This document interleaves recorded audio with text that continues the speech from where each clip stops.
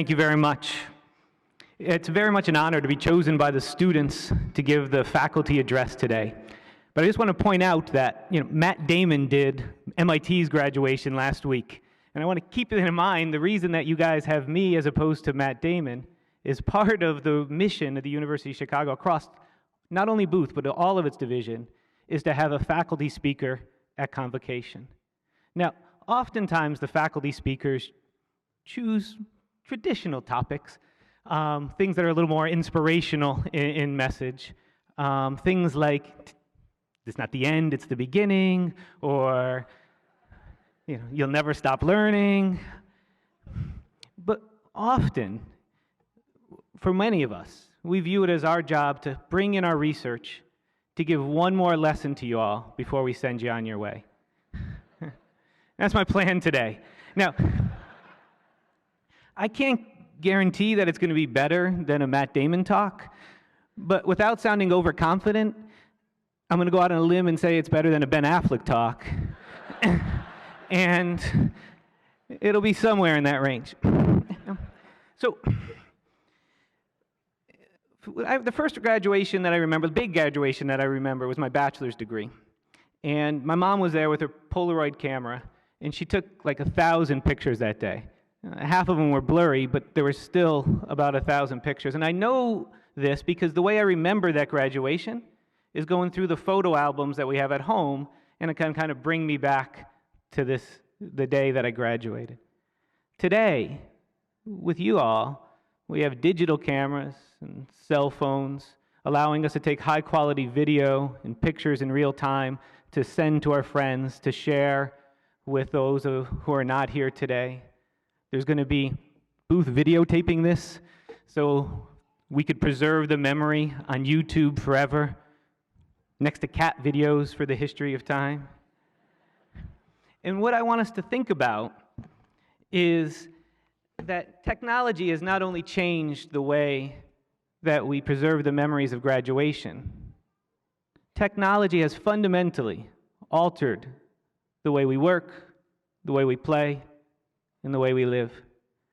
Much of my current work is on how technology has affected the labor market. And that's what I want us to think a little bit about today before we move on to our careers. So let's start with some facts. In 2000, roughly 83% of lower-skilled men between the ages of 21 and 50 worked. And for the rest of today's talk, I'm going to use the word lower-skilled broadly to mean anyone with a bachelor's degree or less. Okay? And that wasn't supposed to be a joke, but it's true. It was just a way, it's a way to demark kind of different groups that are out there. In 2015, 77% of those men with less than a bachelor's degree between the ages of 21 and 55 work. That 7.5 percentage point decline in employment rates is massive relative to historical trends. And I want to say that the decline has been persistent. And by that I mean it was declining before the start of the Great Recession, plummeted during the Great Recession, and barely rebounded after the Great Recession. And that labor market experience is very different than those of us with a bachelor's degree or more, many of us in this room. For us, the labor market, at least measured by employment rates, has remained rather strong over the last 15 years. We had a dip in the recession, but it bounced back almost to pre-recession levels by 2015. Now, the question I want us to think about is, can changes in technology help us explain the labor market for lower-skilled workers since the early 2000s? And many of us economists, including myself, think the answer is yes. There's a large literature, which I've contributed to some of, that shows that the decline in U.S. manufacturing that occurred over the last 15 years in the U.S. has reduced the demand for labor for lower-skilled workers. Since early 2000, the U.S. has lost about 8 million manufacturing jobs. Despite this, manufacturing output has actually increased. Now, how is that possible? U.S. manufacturers are switching from labor-intensive measures of production to more capital-intensive measures of production. And so this new technology results in the firms reducing their demand for labor, and as a result, these lower skilled workers are being displaced in some sense from the labor market. Now, I'm convinced that declining labor demand is part of the story why low skilled workers have exited the labor force over the last 15 years. And I'm also confident that changing technology has played a part in that decline.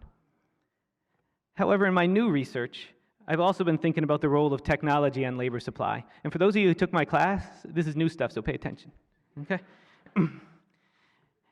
Individuals make decisions about whether to work or not, and most people, including you and me, do not like working for free, and I like to stress that with the deans in front of me. And so that is why we have to pay people a wage to get them to work. When we're making our work decisions, we compare the benefits of work, this wage, against the cost of working. And so what is the cost of working? The foregone leisure we give up when we make our choices whether to work or not. The more attractive is our leisure time, the less we want to work holding wages fixed. So is it possible that technology has changed the value of leisure? I think the answer is definitely yes, and let me give you an example how I'm experiencing this firsthand. I got a 12-year-old boy at home, and we ration video games for him a couple hours on the weekend when homework is done. However, if it was up to him, I have no doubt he would play video games 23 and a half hours a day. He told me so. He loves it. I'm not sure he would ever eat, and I am positive he would never shower. It's true. And certain technologies like video games and social media and the internet have increased the value of leisure time. Not only do people report them being more fun than watching TV or going to the movies, they are also more interactive. When my son does play video games, he often does so with his friends who are sitting in their living rooms, in their homes, avoiding their showers to the extent possible. And are my sons and his friends outliers? Many parents here probably recognize the behavior, but let me give you a little bit more data. As much as we've talked about the decline in employment rates for 21 to 55-year-olds, particularly those with lower amounts of skill, the decline in employment rates are even larger for young, low-skilled men. For low-skilled men in their 20s, 21 to 30, so I'm going to call that the 20s going forward, employment rates have fallen by 10 percentage points since 2000, from a rate of 82% to currently a rate of 72%. This decline is staggering. And you might think for this young age group, the decline in employment was met with a rise in school attendance. It is not. The following might be the most shocking number I give you today. In 2015, 20% of men between the ages of 21 and 30 with less than a bachelor's degree have sat idle for a full year in 2015. So when we go and look at what they did in terms of labor market attachment, they have no labor market attachment for 52 straight weeks. And as a comparison, that number was 8% in 2000. That is a massive increase in a group that usually has a strong attachment to the labor force. Men in their 20s without a 4-year college degree. So you may have questions in the back of your mind. If they are not working, where do these young men live? Our basements. According to recent data, and you've heard some of it picked up by the news in the last few weeks, 51% of men without a college degree in their 20s live with a parent or close relative. That number was only 35% back in 2000. And conditional on not working, so if you're a man without a college degree, in your 20s, without a job, 3/4 of them live with parents or relatives. So if they're not working, how do these young men eat? We, the parents and relatives, feed them. When they are in our basements, they come up from time to time and raid our refrigerators. And are these young, non-working, low-skilled men living in their parents' basement married? You may be surprised to hear this. They are not. The age of marriage has been increasing for this group. In summary, these young men without a college degree are now less likely to work than they were before, are less likely to marry than they were before, have not increased their propensity to go to school, and are more likely to live with a close relative or parent. And so part of my new research is documenting how these lower skilled men who have left the labor force are spending their time. And so using time diaries put out by the Bureau of Labor Statistics, I can track how people are spending their time. And so think about these time diaries being like what you might have had to do in health class in 8th grade when you're in school. Basically just mentioning in fine intervals of time everything you did yesterday. So the government collects these data. And from that, we could see that these lower skilled men in their 20s have increased their leisure time by about 4 hours per week. Now, all of us face the same time endowment. We got 24 hours a day. So if we increase our time spent on one activity, we must decline it on another. And the decline in market work has freed up time to allow these individuals to allocate to other activities like leisure. And for me, when I define leisure time, I'm going to include pretty much anything that we would describe as being enjoyable. Things like hobbies and hanging out with friends and exercising and watching TV and sleeping and playing games, etc. Of that 4-hour increase in leisure time experienced by young, non-college men during the 2000s, 3 of those hours of 4-hour increase were in one time use category, and it was in video game playing. The average young, lower-skilled, non-employed man in 2014 spends about 2 hours per week, or 2 hours per day, on video games, about 14 hours per week. That's the average. A quarter of them report 3 hours per day, or about 21 hours per week. And 10% of them report 6 hours a day, 42 hours a week, a full-time job of video game playing. These non-working, low-skilled men who are in their 20s look like what my son wishes his life was like. Not in school, not at work, and lots of video games. Now, how do we know that the technology was causing the decline in employment for these young men? As of now, I don't for sure. But there are suggestive signs in the data that these young, low-skilled men are making some choices to do so. If we go to the surveys that track subjective well-being, asking people how happy their life is, lower-skilled men, again, in their 20s, in 2014, report being much happier than lower-skilled men in their 20s in the 2000. Now, this is despite their employment rate falling by 10 percentage points and them living in their parents' basements.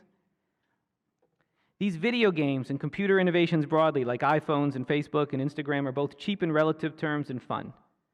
These technological innovations, therefore, have made leisure time more enjoyable, and this acts like an increase in individuals' reservation wage.